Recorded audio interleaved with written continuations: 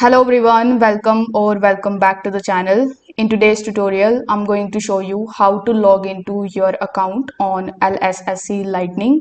For that, you need to come on the lssc.com, which is the official website of LSSC Lightning. Over here, you need to click on this human icon or your profile icon in the top right hand corner of the screen and then click on the option of sign in. Once done, you will be on your account sign in page where you just have to provide your email address and your password associated with your account and click on this sign in option. Now, if you have forgotten your password, you can also click on this reset password option and you can reset your password with the link that they are going to send you on your registered email address.